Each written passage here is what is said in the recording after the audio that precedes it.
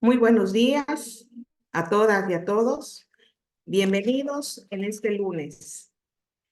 Nos encontramos aquí reunidas, como ustedes saben. La Comisión Estatal de los Derechos Humanos está comprometida con la promoción, el estudio y la divulgación de los derechos humanos. En ese tenor, llevamos a cabo acciones de capacitación orientadas a conocer y promocionar herramientas que permitan a los servidores públicos actuar a la luz de los derechos humanos. Así, desarrollamos un programa de capacitación que comprende, entre otras actividades, una conferencia semanal titulada Plática de los lunes. El día de hoy, la plática de este día estará a cargo de la maestra Georgina Pamela Durán Ramírez, asociada de movilización de fondos en la unidad de género en el Programa de Naciones Unidas para el Desarrollo, PNUD. En ese sentido, nos dará la bienvenida a este evento el licenciado Juan José Cepeda Bermúdez, presidente de la Comisión Estatal de los Derechos Humanos. Adelante, presidente. Muchas gracias, maestra Claudia. Muy buen día a todas y todos, a compañeros de la y compañeras de la Comisión Estatal, compañeras y compañeros defensores municipales, servidoras y servidores públicos de los tres órdenes de gobierno, amigas y amigos empresarios, ¿sí? Miembros de la sociedad civil, a todas y todos, pues muy buenos días, sean bienvenidas y bienvenidos. Saludo pues a todos quienes de manera remota nos acompañan en esta plática. Quiero saludar a la maestra Georgina Pamela Durán Ramírez, quien nos hará favor de exponer su conferencia esta mañana. Le agradezco muchísimo.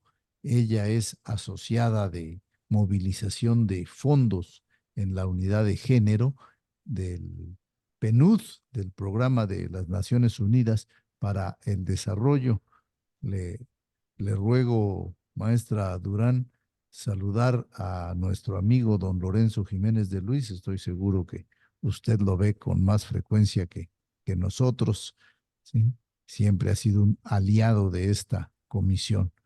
Eh, es muy importante, pues, lo que esta agencia de la ONU hace a través de la red de ayuda a los países para construir, para alcanzar el desarrollo sostenible y combatir las injusticias, la pobreza, la desigualdad.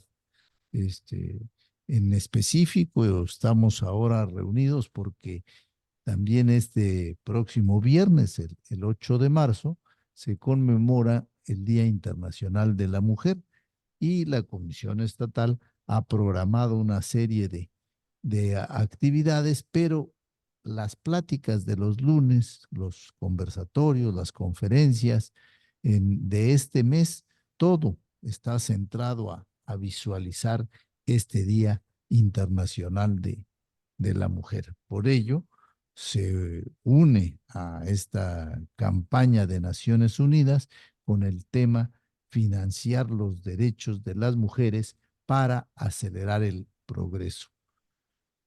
Tener con nosotros a la maestra Durán Ramírez pues, es una gran oportunidad de que conozcamos el vasto campo de posibilidades que significa la movilización de fondos con enfoque de género. Actualmente el mundo entero enfrenta crisis de diversa índole. Parece que ese fuera nuestro distintivo de esta generación.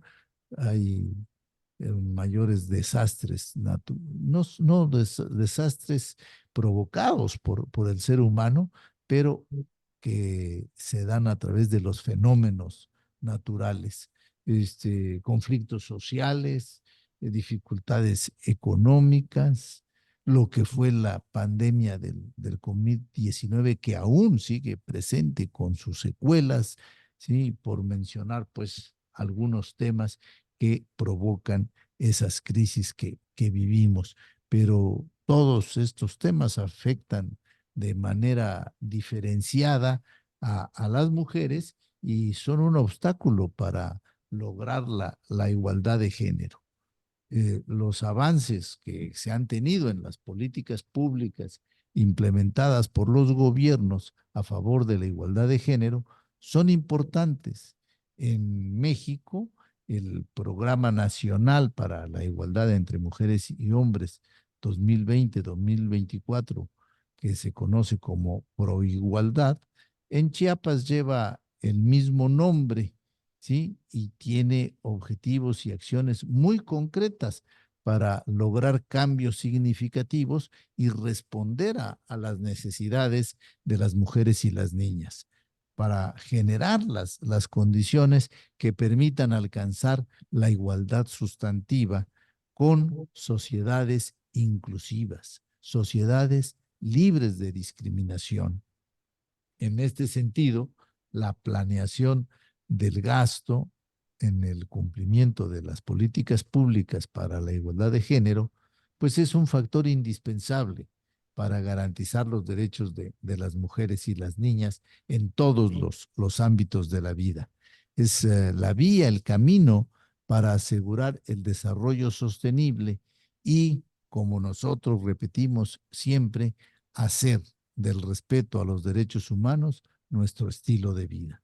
Muchas gracias nuevamente a Durán Ramírez y una muy cordial bienvenida a todas y todos quienes nos hacen favor de seguir a distancia. Que tengan una buena semana. Muchas gracias, presidente. Enseguida voy a leer la síntesis curricular de la maestra Georgina. Ella es licenciada en Relaciones Internacionales por la Universidad Nacional Autónoma de México y maestra en Políticas Públicas y Género por la Facultad Latinoamericana de Ciencias Sociales Flaxo. Cuenta con 5 años de experiencia en la Administración Pública Federal, desempeñando diferentes cargos en la Secretaría de Relaciones Exteriores, la actual Secretaría de Bienestar, antes Sedesol, y en la Agencia Mexicana de Cooperación Internacional para el Desarrollo, donde colaboró en la instrumentación de fondos de cooperación con Mesoamérica y el Caribe y en la integración de redes de trabajo en el área de diplomacia cultural. Tiene 4 años de experiencia en organismos internacionales, diseñando e implementando proyectos para el desarrollo humano en la Secretaría General Iberoamericana y en el Programa de las Naciones Unidas para el Desarrollo, PNUD, donde actualmente se desempeña como asociada de movilización de fondos en la unidad de género. Su desarrollo profesional ha estado principalmente orientado a la formulación e instrumentación de proyectos de cooperación internacional para el desarrollo en la región iberoamericana y el Caribe, procuración y administración de fondos regionales e internacionales, y a la transversalización de la perspectiva de género en las políticas públicas y programas. También es cofundadora de la colectiva Mujeres RUA, un grupo de mujeres que desde 2020 proporciona servicios de acompañamiento a mujeres víctimas de violencia religiosa y es productora ejecutiva del podcast Feministas, un canal de difusión antropológico y filosófico sobre la teoría e historia del feminismo latinoamericano. Muchas gracias, maestra Georgina. La escuchamos con atención. Le cedo el uso de la voz. Hola, muy buenos días. Muchísimas gracias, Claudia. Presidente Juan José, gracias por esa muy cálida bienvenida. También por este gran marco introductorio que escuchaba yo con mucha alegría, ver cómo durante todo este tiempo, desde Beijing 1995, ha permeado en nuestros gobiernos de todos los niveles la necesidad, la imperancia de poder planificar con perspectiva de género, con enfoque de derechos humanos y, como lo mencionaba el presidente, no perder de vista a través de la tecnificación de las políticas públicas, a través de los presupuestos que ya están enfocados en mujeres y en género, no perder de vista cuál es el objetivo final de las políticas públicas. Creo que es una de las grandes metas al momento de planificar, al momento de utilizar los recursos, tener muy en claro de qué manera vamos a hacer que esto se transforme en igualdad sustantiva, en ejercicio igualitario de los derechos humanos. Entonces, sin más, me gustaría iniciar la presentación porque realmente estuve muy indecisa de cómo enfocarlo en el tiempo que tenemos. Esperemos que sea muy útil de esta manera y pues realmente me enfoqué en algo que fuera mucho más práctico para todos y para todas al momento de estar planificando, ¿no? Entonces vamos a ver muy poca teoría y vamos a ver varios instrumentos, varias herramientas para poder planificar con perspectiva de género. Creo que ya todos pueden ver mi pantalla, ¿correcto? Creo que sí. Gracias. Bueno, pues vamos a iniciar. Primero, el género en las políticas públicas. Como les mencionaba, pues esto tiene ya unos años sucediendo. Estamos hablando de 1995 más o menos, desde que empezamos a hablar a nivel internacional y nacional de transversalización de la perspectiva de género en las políticas públicas. ¿Por qué es necesario realizar este proceso técnico-metodológico? Vamos a tener que en el desarrollo de las políticas públicas en México y en varios países podemos encontrar ciertas tipologías en cómo estamos implementando nuestros programas de desarrollo, ¿no? Creo que todos y todas podemos relacionarnos con alguno de estos o podemos haber participado en alguna iniciativa pública que se relacione con una de estas tipos de política pública. Empezamos con las políticas ciegas al género. Estas políticas las vamos a identificar pues en una etapa previa a Beijing, ¿no? A la plataforma y la declaración de acción de Beijing.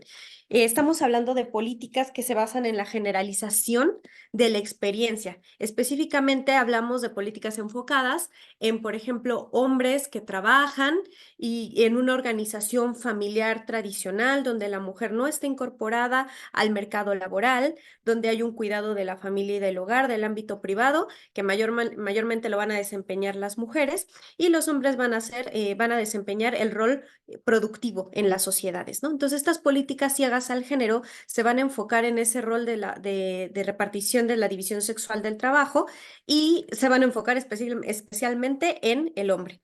Y vamos a, no solamente, no quiero decir con esto que estas políticas solo se dirijan a los hombres, sino que van a pensar que la experiencia del hombre en México, en la sociedad mexicana, nos representa a todos y a todas las personas, como si todos y todas tuviéramos estos mismos roles, este mismo desempeño, estas mismas oportunidades, incluso la misma educación, el mismo back.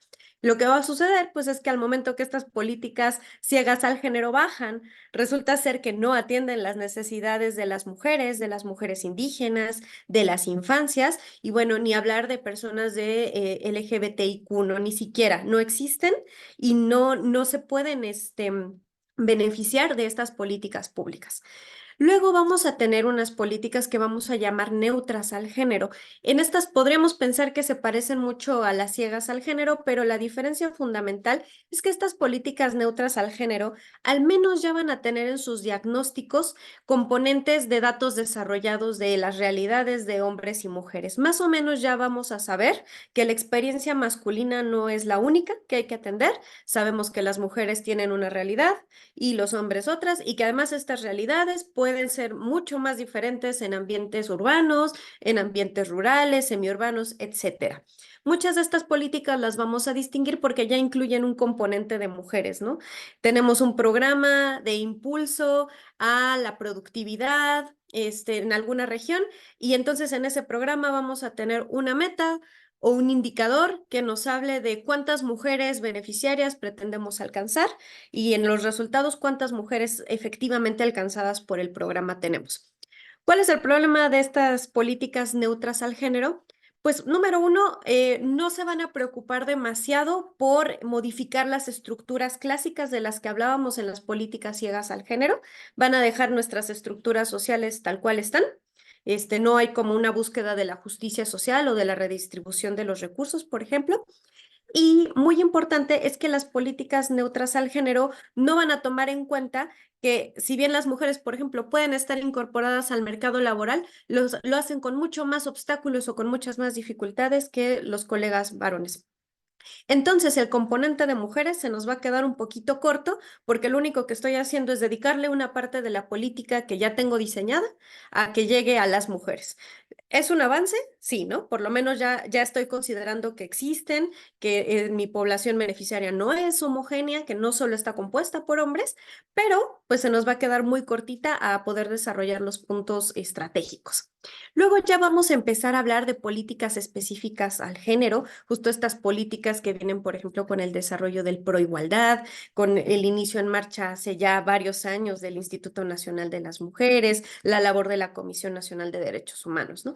Estas políticas específicas al género las vamos a ubicar como estos programas e iniciativas que van dirigidos a las mujeres. Ya no son un componente en una política, sino ya vamos a tener, por ejemplo, probablemente no es el mejor ejemplo, pero sí hablar, por ejemplo, de un salario rosa, o ya vamos a tener programas de impulso a la educación de las mujeres, o programas para la salud reproductiva. Entonces ya vamos a tener esta idea de que las mujeres son un colectivo con necesidades muy específicas que no pueden ser tratadas como un componente y entonces las tengo que atender a través de otro tipo de programa público, ¿no? Uno especialmente dirigidas. ¿Cuál va a ser el problema de estas políticas?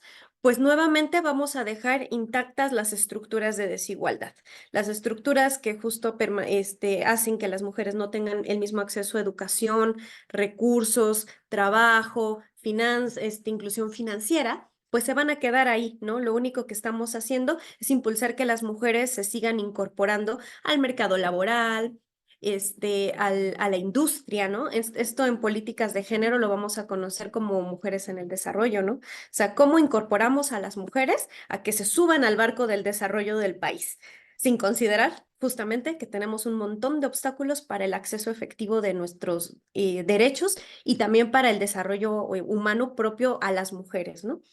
Y finalmente vamos a hablar de un cuarto tipo que va a ser el centro de esta exposición, que son las políticas género transformadoras. Estas políticas género transformadoras van a irse a la raíz de los problemas, dependiendo de qué estemos hablando, ¿no? De en qué sector estemos trabajando. Su mayor característica es que van a ser políticas redistributivas. Entendemos aquí recursos de todo tipo, recursos, condiciones, derechos, acceso al desarrollo. Lo que van a hacer las políticas género transformadoras es por fin darle el lugar que merece el desarrollo humano de las mujeres con características diferenciadas al desarrollo de los hombres y también va a reconocer que las mujeres no son un colectivo uniforme con las mismas necesidades, que no podemos hablar de la mujer, por ejemplo, sino tenemos que hablar de las mujeres y tenemos que hablar de las mujeres indígenas y tenemos que hablar de las madres solteras y todas van a tener realidades bien diferentes. Entonces las políticas género transformadoras se van a ir como justo a ese detalle y lo van a hacer como lo hablamos al inicio de esto, con perspectiva de género, ¿no? Van a considerar todos esos pisos desiguales y van a intentar nivelarlos.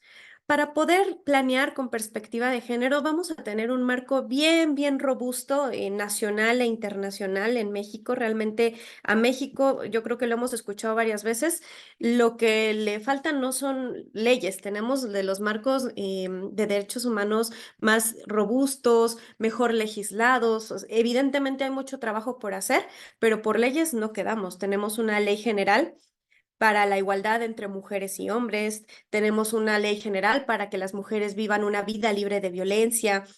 La misma Constitución nos da la igualdad jurídica, están reconocidos los derechos humanos, ¿no? Al mismo nivel de cualquier derecho en la Constitución, gracias a la reforma de 2011. En el marco internacional vamos a tener una convención de la mujer CEDAW que está ratificada por México, como hablábamos, la Declaración y Plataforma de Acción de Beijing, y por supuesto vamos a tener los Objetivos de Desarrollo Sostenible de la Agenda 2030, que amparan cómo vamos a realizar y hacia dónde debemos caminar cuando hablamos de planificación con enfoque de género. Aquí, como verán en pantalla, tengo una R, esto lo voy a retomar más adelante. Esta R se refiere a reglas. Esto es parte de una metodología desarrollada por Gisela Sarenberg, ya hace varios años, que nos hablaba de qué se requiere para transversalizar la perspectiva de género. Tenemos que hablar de redes, reglas y recursos. Entonces, aquí en nuestro país tenemos la primera, que son las reglas. Las reglas institucionales existen, están vigentes. Si operan o no, eso no lo vamos a tocar en esta diapositiva en específico, pero ya tenemos nuestra primera R. Ahora hablábamos de la Agenda 2030. Aquí sí quisiera pararme tantito, porque la Agenda 2030, al ser un esfuerzo global que incluyó actores y actrices no solamente estatales, sino organizaciones de la sociedad civil, gobiernos subnacionales, empresas, personas de sociedad civil no organizada, pues va a ser un esfuerzo muy integral que tiende a visibilizar como varias de las capas de cada uno de los ODS, ¿no? Aquí tenemos el ODS 5 y 10, que van a ser los Objetivos de Desarrollo Sostenible, que están específicamente enfocados en la reducción de las desigualdades. El 5 se va a enfocar en la reducción de las desigualdades de género y el 10 en la reducción de todo tipo de desigualdades. Aquí lo que es importante destacar es que los gobiernos estamos, pues, somos llamados a poder formular políticas públicas y programas que promuevan la igualdad de género, ¿no? No solamente políticas públicas y programas que nos ayuden a tener, a fortalecer nuestro sistema educativo, ¿no? Y sin igualdad de género. O a que se fortalezca nuestro sistema energético y sin igualdad de género, no. Se habla de que todas nuestras políticas públicas, independientemente del sector que sea, deben de tener la finalidad de alcanzar la igualdad de género y reducir las desigualdades entre la población y, bueno, a nivel internacional, entre los países. Y el objetivo 16 va a ser muy importante también, porque nos va a decir que todos los niveles de gobierno, todos los niveles de decisiones deben de responder a generar estas decisiones inclusivas, participativas, representativas. La Agenda 2030 va a tener siempre esta sensibilidad de incluir a todo tipo de actores en el logro del desarrollo. Ya es un esfuerzo internacional que reconoce que los gobiernos solitos, el gobierno nacional, no puede generar estas condiciones de igualdad, sino requerimos de la participación de todos y de todas, porque además, justo al ser un proceso participativo, pues vamos a necesitar que todos contribuyamos con nuestras experiencias plurales, diversas, para poder abarcar todas estas etapas del desarrollo. Y esto va a ser muy importante para lo que viene, para lo que vamos a hablar, que ya vamos a entrar un poquito a el género en las políticas públicas y específicamente en la fase que nos toca hablar el día de hoy, que es la planeación. Un rápido repaso de los conceptos, por si hubiera alguien presente que no ha tenido oportunidad de verlos en otra ocasión, ¿no? Primero vamos a diferenciar rapidísimo género de sexo. Lo que sí es género es que género es un conjunto de ideas, creencias, atribuciones que son sociales, que se construyen en cada cultura en un momento histórico y se basan en la diferencia sexual. Entonces, eso quiere decir que ser mujer tiene un significado en México, tiene un significado diferente en la India y tiene un significado diferente en México de 1950. Como mencionábamos, no existe un único concepto de lo que es ser mujer ni de lo que es ser hombre. Esto es el género. El género, lo que se nos debe de quedar es que es socialmente construido y tiene una base biológica en el sentido de que con base en la diferencia biológica vamos a atribuir características a hombres y a mujeres y esto va a ser sumamente importante para la distribución de los recursos, de los derechos, de las oportunidades y de todo, ¿no? Entonces, lo primero es género no es igual a sexo. Sexo se refiere a la parte biológica, género es lo social y va transmutando, va cambiando todo el tiempo. Quien nos diga así siempre han sido las mujeres, pues sabemos que no, ¿no? Sabemos que los hombres usaban tacones y que ahora quienes usan tacones somos nosotras, ¿no? Sabemos que los hombres en algún momento usaron faldas y eso no estaba mal visto ni estaba relacionado con su identidad de género y en este momento nuestra identidad de género, nuestro mandato de género nos marca a usar falda, por ejemplo, ¿no? Son ejemplos así muy sencillos. Y otra cosa muy importante en términos de políticas públicas es que género no es igual a mujer. Cuando hablemos de políticas públicas con enfoque de género, no vamos a hablar de políticas públicas para las mujeres. Por eso les ponía esta tipología. Las políticas públicas con componente de mujer son neutras al género. Las políticas públicas enfocadas en mujeres son políticas públicas sensibles al género. Pero hablar de género no es hablar de mujeres, ¿no? O de temas de mujeres. Por ejemplo, salud reproductiva, embarazo no deseado, salud menstrual, no. Cuando hablamos de género, en realidad vamos a hablar de estas construcciones sociales que, como dice la definición aquí, van a adquirir sentido y las vamos a entender a partir de las relaciones entre las personas.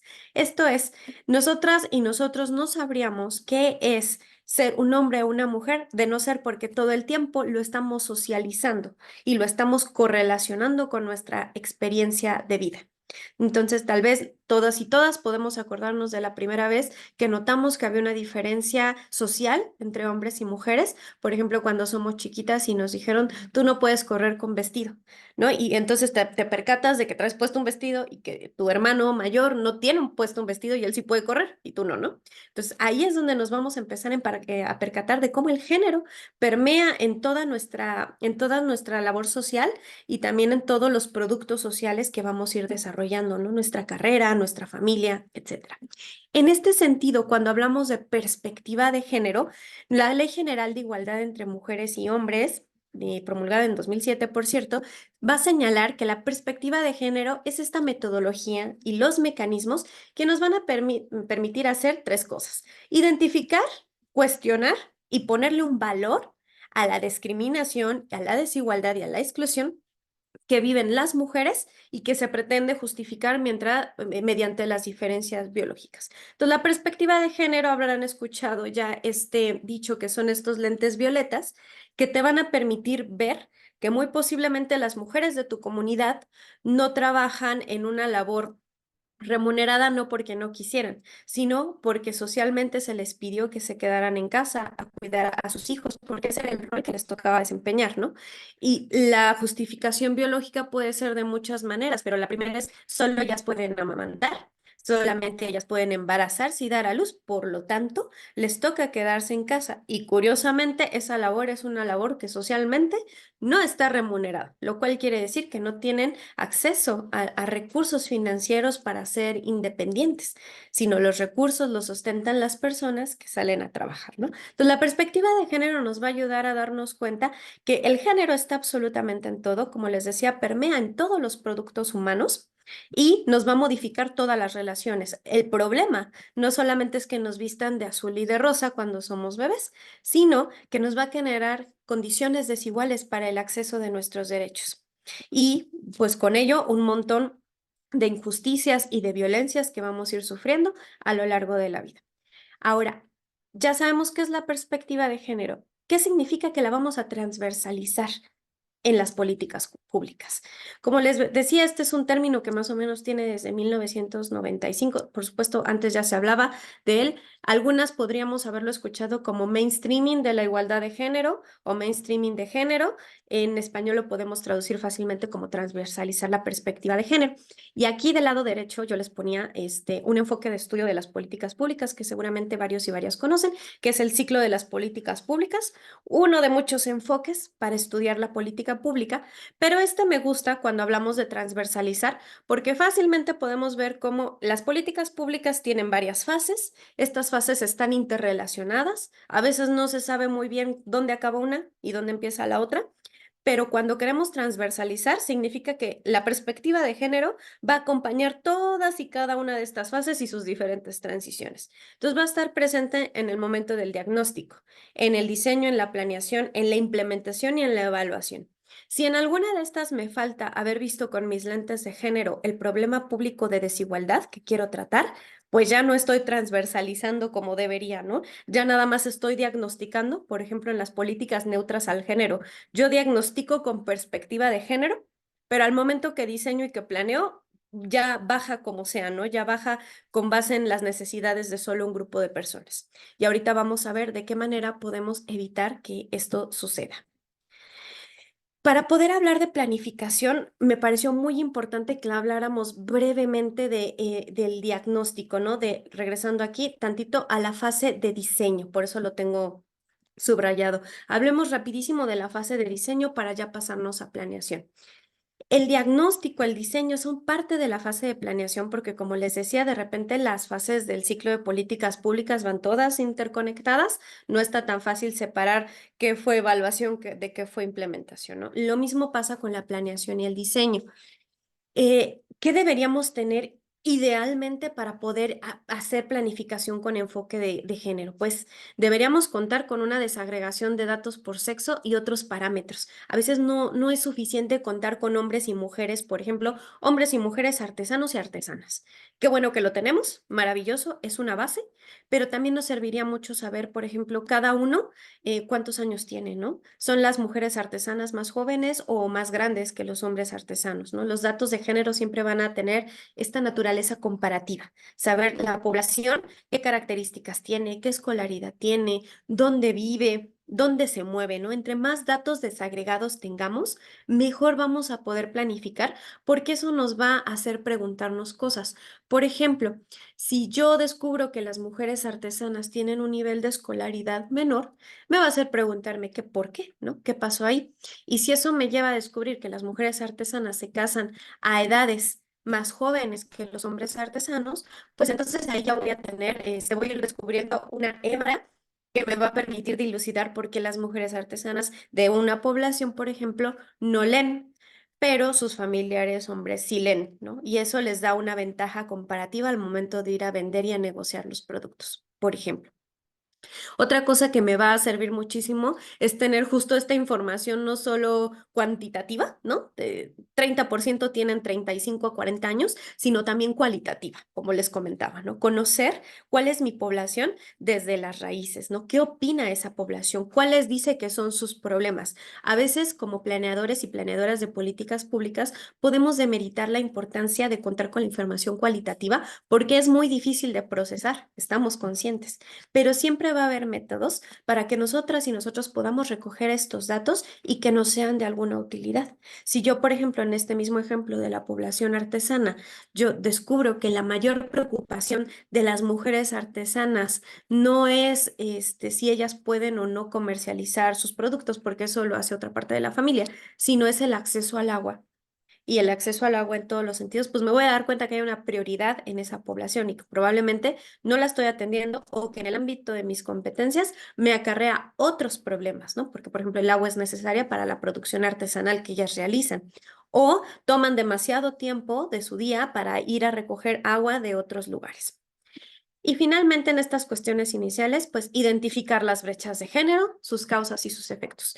Como les decía, si yo cuento con mucha información desagregada, cualitativa y cuantitativa, me voy a hacer preguntas y esas preguntas inevitablemente me van a llevar a que en un análisis con perspectiva de género yo identifique que hombres y mujeres mujeres y mujeres indígenas no han tenido las mismas oportunidades de desarrollo y que existe una brecha. ¿Y de qué manera mi política pública pues va a ayudar a cerrar, como dicen los ODS, esa brecha? ¿Cómo sabemos que un diagnóstico tiene perspectiva de género? Aquí hay unos elementos, ¿no? Pues mi diagnóstico puede detectar las diferencias en la vida de hombres y mujeres en el acceso y control de recursos, recursos entendidos como de forma amplia, por ejemplo, agua, energía, movilidad, recursos financieros, etcétera. Detecta las barreras para el desarrollo de las personas, puede saber cuál es la capacidad de toma de decisiones en el ejercicio de los derechos, ¿no? Por ejemplo, puede saber si a las mujeres se les permite salir de noche, ¿no? O si en esa comunidad hay un toque de queda para las mujeres, si las mujeres participan o no en las asambleas comunitarias, ¿no? ¿Cuál es realmente su ejercicio del poder en esa comunidad? También vas a ver cuál es la diferencia entre habilidades, capacidades y aspiraciones entre hombres y mujeres y otras poblaciones. Lo que les decía, por ejemplo, acceso a educación, la capacidad de hablar en público, conocimientos básicos de aritmética, etcétera. También va a detectarme cuáles son las características de la división sexual del trabajo en esa comunidad. Probablemente en algunas esferas urbanas ya no nos encontramos tanto que las mujeres se quedan en mayor parte a trabajar en la casa, ¿no? Pero en otras comunidades sí podemos encontrar que la división sexual del trabajo sigue estando presente. Y tal vez con nuestra política pública no lo vamos a cambiar porque tal vez esté enfocada en alumbrado público, pero es un elemento que debemos de tener en cuenta al momento de planear. También vamos a ver que en este diagnóstico vamos a encontrar necesidades prácticas e intereses estratégicos de las mujeres y finalmente también vamos a detectar cuál es el nivel de participación y toma de decisiones, ¿no? Podemos ver de qué manera en nuestros diagnósticos encontramos o no estos elementos y esto ya es una base para saber si estamos transversalizando desde nuestros diagnósticos para que al momento de diseñar y de planificar pues podamos bajar con suficiente información. Como dije, son condiciones deseables, ¿no? Yo sé que a veces no se tienen, pero podemos con lo que tenemos realizar esta identificación de brechas de género. Y pues ahorita también les voy a enseñar otro instrumento que a mí me pareció que puede ser muy útil cuando justo no contamos con la información desagregada. Vámonos a la planeación con perspectiva de género. Efectivamente, igual que en la otra etapa, habría unas condiciones iniciales que serían deseables. El primero, contar con el diagnóstico con perspectiva de género. Desarrollar una teoría del cambio con perspectiva de género. Si yo tengo un diagnóstico que detecta estas brechas y que ya me está enseñando que hay diferencias, voy a poder generar una teoría del cambio que tenga esta perspectiva.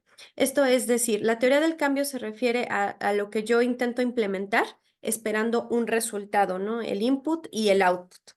Entonces, mi teoría del cambio también tiene que tener perspectiva de género, tiene que entender que si el problema para que las mujeres salgan a comercializar sus productos es que no hay alumbrado público después de las 6 en la comunidad, entonces mi política pública que intenta fortalecer la productividad de las mujeres tiene que necesariamente considerar una partida para alumbrado público, ¿no? De esta manera, el resultado esperado responde a este diagnóstico con perspectiva de género. Otra condición iniciable es asumir la decisión y posición política de planificar desde la perspectiva de género. Nos puede dar miedo, ¿no? En nuestros diferentes ámbitos que nos tachen de feministas o de progresistas o todos estos nombres que tal vez hemos escuchado, pero ciertamente planear con perspectiva de género es una decisión que se debe asumir como tal.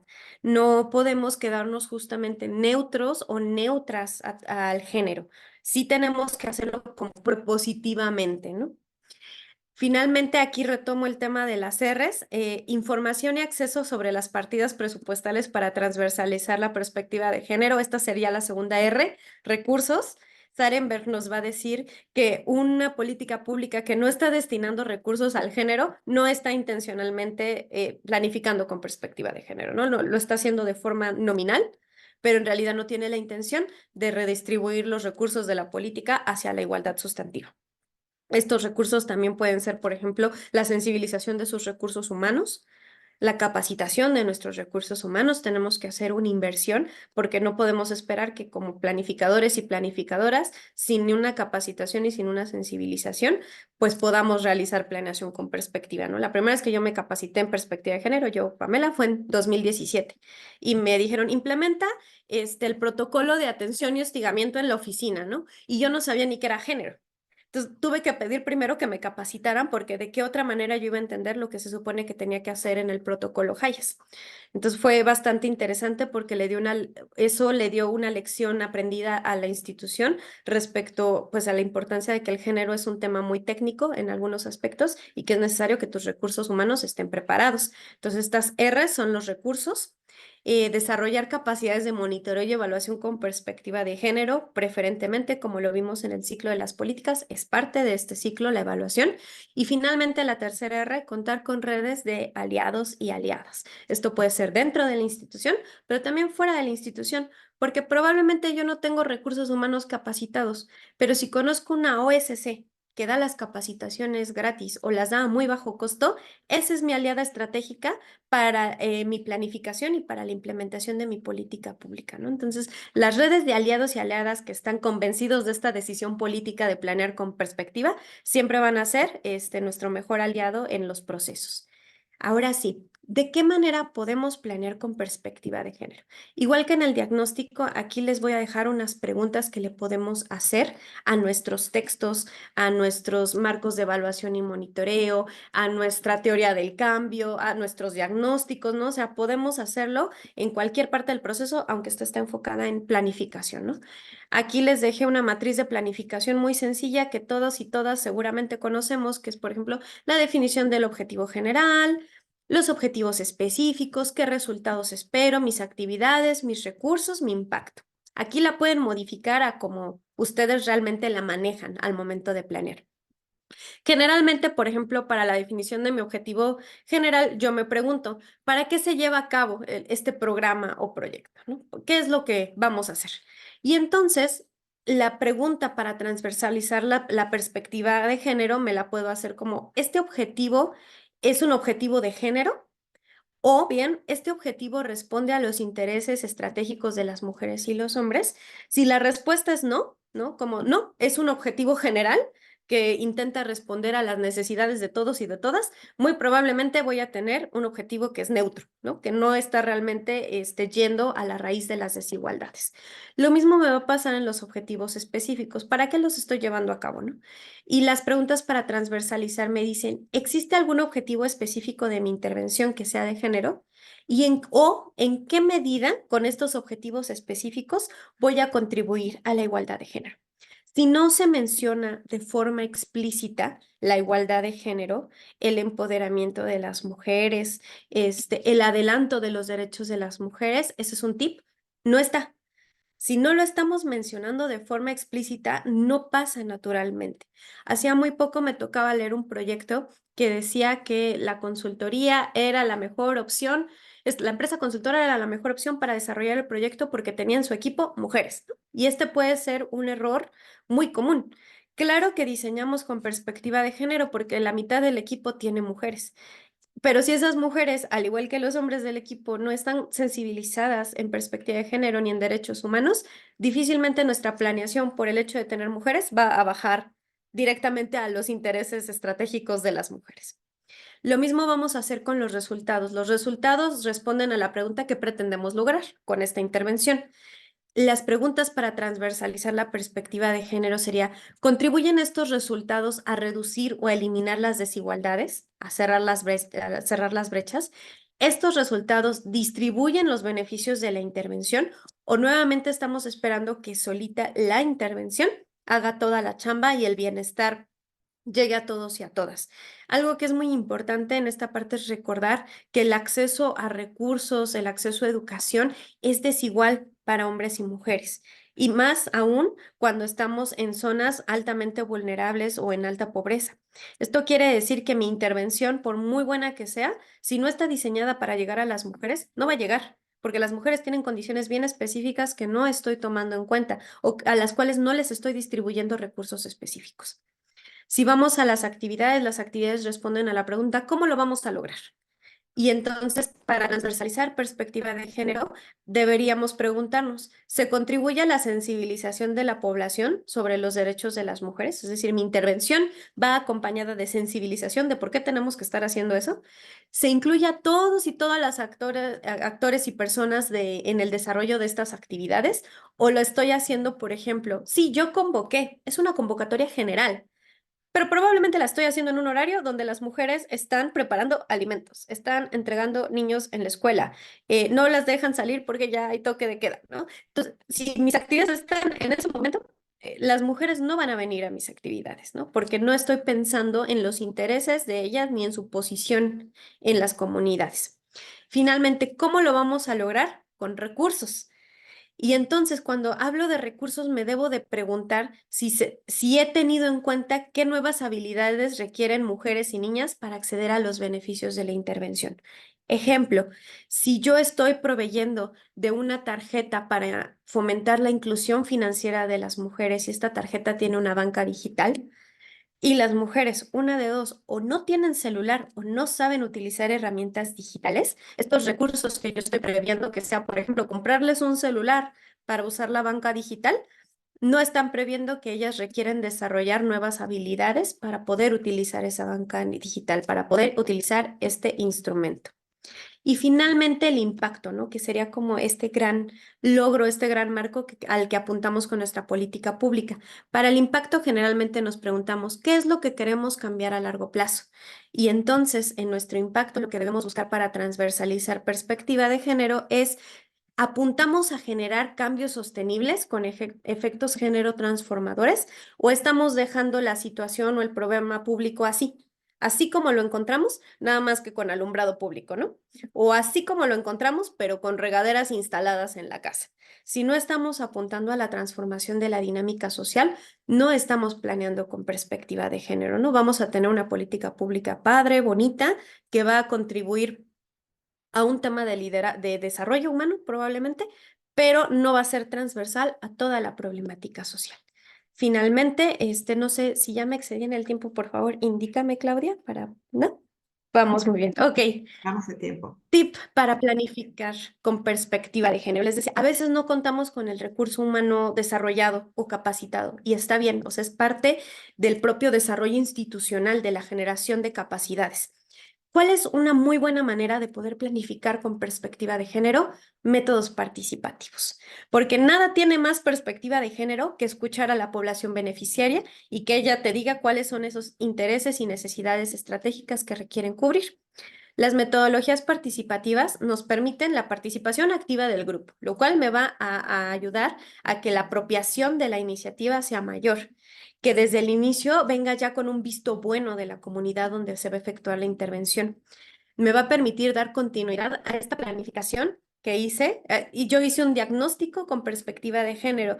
Y si yo además paso ese diagnóstico que ya me generó una planificación a los ojos de la comunidad, esto me va a permitir validar mis resultados, ¿no? Validar mi teoría del cambio, validar cómo se supone que quiero generar estas transformaciones. Además, las metodologías participativas pues nos van a facilitar adaptar la intervención. Va a ser como un laboratorio de prueba donde yo me doy cuenta si lo que estoy planteando es irreal o no es funcional para las personas beneficiarias, ¿no? E incluso me pueden decir, es que si yo hago una planificación participativa, eso me implica recursos porque tengo que convocar, reservar un lugar, reservar papelería, pero también me va a salir más caro hacer una intervención que no venga validada por la población y que fracase, ¿no? O que a la mera hora tenga yo que hacerle un montón de ajustes para que funcione. Entonces, como un laboratorio de prueba que nos va a ayudar a verificar que lo que estamos proponiendo sea viable. Y finalmente, asegura que todas las personas y organizaciones que participan en la intervención tengan oportunidad de expresar sus opiniones. Aquí regreso al tema de ODS. Es bien importante que nuestras intervenciones ya piensen de esta forma integradora, holística, donde no somos nosotras y nosotros contra el mundo, sino tenemos que generar esta red de aliados. Obviamente, generar red de aliados tiene la complejidad de que tengo que escuchar también sus problemáticas e incluirlas en mi diseño y en mi planificación. Ventajas es que cuento con más recursos humanos, cuento con capacidades desarrolladas que tal vez no tengo, cuento con una persona que me va a poder capacitar o sensibilizar a mis funcionarios o a la población objetivo, ¿no? Entonces, es verlo como brazos alternos a nuestras propias organizaciones para poder instrumentar. Finalmente, me gustaría comentarles que el PNUD tiene desarrollada varias guías, una de ellas la guía práctica para personas responsables de la formulación de políticas públicas, donde vienen diversas herramientas e instrumentos como guías de preguntas, tablas, fórmulas para generar indicadores, que está disponible en línea, completamente en descarga gratuita, y que me va a ir dando paso a paso cómo puedo planificar con perspectiva de género y cómo genero esta parte que es bien difícil, a mí me cuesta mucho trabajo, generar mi marco de indicadores, ¿no? Mi marco de evaluación y monitoreo siempre es una parte bien técnica y yo creo que herramientas como la guía pues nos pueden ayudar a desarrollarla pues paso a paso y pensarlo como un proceso en donde todos y todas vamos aprendiendo cómo transversalizar y no como un proceso donde una persona muy, muy experta tiene que venir a hacerlo, ¿no? Ese es un camino. Una persona experta puede hacerlo, pero yo también puedo ir aprendiendo a hacerlo paso a paso y después pasar ese conocimiento. Y pues por parte de Unidad de Género de PNUD y de PNUD mismo, pues les agradecemos mucho la invitación a sus lunes. Muy interesante la iniciativa y pues muchas gracias. Muchas gracias, maestra. Excelente exposición. Y vamos a abrir ahora el espacio a preguntas y respuestas por parte de nuestras compañeras y compañeros que nos acompañan. Aquí me enviaron a mi chat dos preguntitas para iniciar y quiero comentarle la primera. Uno, dice, ¿qué impacto tienen los usos y costumbres en la planeación con enfoque de género? Es una gran Leo pregunta. esta primero y me la responde, por favor. ¿Sí? Sí, por supuesto. Es una gran pregunta y yo creo que es así como de las más importantes cuando estamos planeando en una comunidad con sistemas jurídicos internos o con usos y costumbres. En la experiencia del PNUD, la importancia primero radica, como les mencionaba, en la parte del diagnóstico. Yo tengo que saber esos usos y costumbres, en qué están impactando y en dónde, ¿no? Porque también podemos tener por ahí, o sea, lo menciono a título personal, podríamos tener un prejuicio de que ese uso y costumbre me va a impactar, por ejemplo, en la toma de decisiones de las mujeres. Pero si hago mi diagnóstico adecuadamente, me puedo dar cuenta que posiblemente el uso y costumbre no me impacta en la toma de decisiones, pero sí me impacta en la inclusión financiera, ¿no? Porque tal vez las mujeres sí participan en la asamblea con derecho a voz y voto, pero no tienen derecho a bienes, por decir algo, ¿no? O sea, ahí está mermada su derecho al patrimonio o sus derechos económicos. Entonces, el diagnóstico va a ser bien importante para que yo sepa de qué manera puedo entrar a la comunidad, y algo que en PNUD hemos aprendido mucho es que es muy importante que en todas nuestras intervenciones, por muy bien hechas que estén, por muy buena intención que tengan, no generemos efectos de coletazo o efectos de backlash. Ejemplo, si en una intervención, yo hablo mucho de empoderamiento económico porque un rato estuve trabajando, ¿no? Con eso. Si en una intervención de empoderamiento económico para las mujeres, lo que sí voy a generar que ellas aprendan a usar herramientas digitales, sí voy a introducirlas al mercado, les voy a hacer un diseño de marca, además las voy a ayudar a registrarse, ¿no? Ante el SAT, voy a hacer todo muy bien. Pero si no considero sensibilizar a la familia en casa respecto a que el que ellas tengan este poder adquisitivo o una cuenta bancaria, no significa que vayan a dejar a su familia, o bien que ya se vayan a ir a no sé dónde, o que pasan demasiado tiempo afuera haciendo trámites bancarios y la familia no está sensibilizada. Puede ocasionar fenómenos bien graves, como por ejemplo violencia familiar, ¿no? Y eso es como literal un caso real. O sea, si yo no tomo en cuenta cuáles son las realidades comunitarias, pero de forma bien específica, puedo empezar a generar con mi intervención efectos colaterales, que es este fenómeno del backlash, como pasa con violencia política contra las mujeres, que sí, qué bonito que todas ya podemos votar y ya tenemos igualdad en todo, ¿no? Y al no estar tipificada la violencia política, ¡zas!, ¿no? Se alza la violencia política, tenemos picos bien grandes de que como hay más mujeres participando, pues también el auge de la violencia, ¿no? Contra ellas, porque no hay protocolos en los partidos para atenderlas. Entonces, creo que ese es un buen ejemplo de cómo los diagnósticos nos pueden ayudar a hacer detección temprana de cómo nos impactan las condiciones iniciales. Ok, leo una más. Dice, ¿cuál es el mayor reto que enfrentan los gobiernos para planificar con perspectiva de género? Híjole, probablemente en esa ustedes sepan más que yo, pero no es uno, son varios. Les hablaba de las 3 Rs y yo creo que aplica perfecto. Primero, los recursos. Ciertamente ya tenemos presupuesto federal etiquetado, ¿no? Para la igualdad de género. El uso de ese presupuesto, por otro lado, de repente no queda tan claro. Entonces, cuando te baja, por ejemplo, para un componente de mujeres o para un programa de mujeres, pero no te baja para transversalizar en el programa que ya existe desde hace 20 años, que siempre ha funcionado, y el recurso no me funciona porque mi institución no lo ve así. No me funciona para transversalizar perspectiva de género en ese programa en específico que lo super requiere, ¿no? Entonces, el uso de los recursos, el saber utilizar los recursos etiquetados es un gran reto. Por otro lado, los recursos humanos que hemos estado formando durante los últimos años, recursos humanos capacitados que nos puedan ayudar a hacer todos estos procesos técnicos, que sepan implementar con sensibilidad, con interseccionalidad, por ejemplo, en comunidades indígenas, que sepan hacer todo este proceso de elaboración de indicadores. Entonces, ese es otro tema. Y yo personalmente pienso que uno de los mayores retos es convencer a la población beneficiaria de por qué las transformaciones también son necesarias. Entonces, escuchamos a nuestra población, escuchamos sus problemáticas, pero hacerles entenderse como sujetos y sujetas de desigualdad y también como parte de una dinámica, y que queramos cambiar juntas esa dinámica, es un gran reto. Siento que cuando se logra es cuando realmente la iniciativa la propia la población, la propia la siente, ve todos los beneficios, ¿no? Pero hacer esta labor de sensibilización, pues sí puede ser un poquito complejo. Muchas gracias, maestra. Por cuestiones de tiempo, otras preguntas se las podemos hacer llegar por correo, por favor. Y voy a ceder la palabra al licenciado Juan José Cepeda, al presidente de la Comisión Estatal, para las palabras de cierre. Adelante, presidente.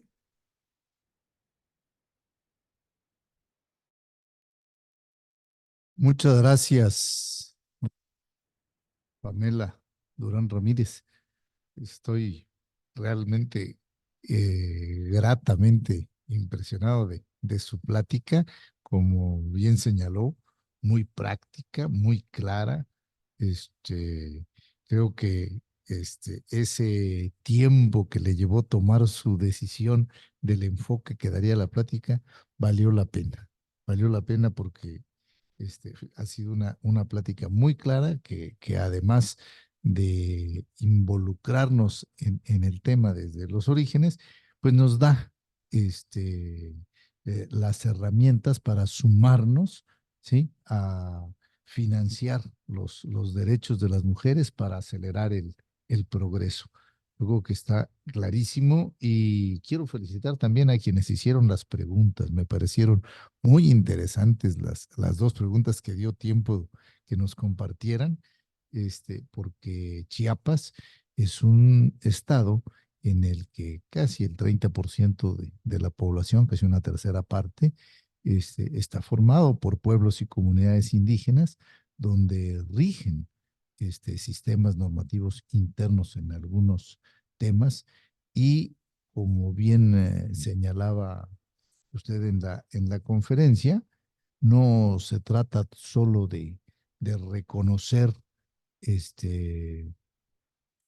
los derechos de las mujeres en el diagnóstico, o no se trata solo de tenerlos en el objetivo, sino que se trata de eh, que las acciones de los programas les permitan, ¿no?, sin afectar su vida privada. Yo creo que ha sido una excelente exposición para nosotros, muy útil para todos quienes trabajamos en el servicio público y solo quiero resaltar la importancia que le dio a las metodologías participativas. Yo creo que en el mundo actual, ¿sí?, no se puede gobernar sin tomar en cuenta la población. ¿Sí? Tenemos que tener conciencia de que la participación ciudadana es en todo momento, desde el diagnóstico, ¿sí?, hasta la aplicación de las políticas. Tenemos que hacerlo, de otra manera van a ser políticas alejadas de la realidad. Yo la felicito por este enfoque. Me dio mucho gusto y bueno, ya quiero alargarme en la plática porque me gustó mucho su plática, pero bueno, le voy a pedir a la maestra Claudia que nos haga favor de presentar en la pantalla el reconocimiento que le haremos llegar físicamente, pero que hoy aquí a la distancia, de manera virtual, se lo presentamos. La Comisión Estatal de los Derechos Humanos de Chiapas otorga el presente reconocimiento a Georgina Pamela Durán Ramírez por impartir la plática Planeación con enfoque de género, ¿sí?, y la fecha de hoy en Tuxtla Gutiérrez, Chiapas, lo suscribe su servidor, presidente de la Comisión Estatal de los Derechos Humanos. Muchísimas gracias, se lo hacemos llegar allá a la Ciudad de México, y muchísimas gracias a todas y todos quienes nos acompañaron. Les deseamos una excelente semana y los invitamos a que estén pendientes de nuestro programa que tendremos en el mes de marzo, las pláticas, el conversatorio, las conferencias que estarán enfocadas a este Día Internacional de la Mujer. Muchísimas gracias a todas y todos. Una excelente semana. Muchas gracias, presidente. Gracias a todas y a todos. Hasta el próximo lunes. Gracias, maestra Pamela. Hasta pronto. Gracias a ustedes, hasta luego.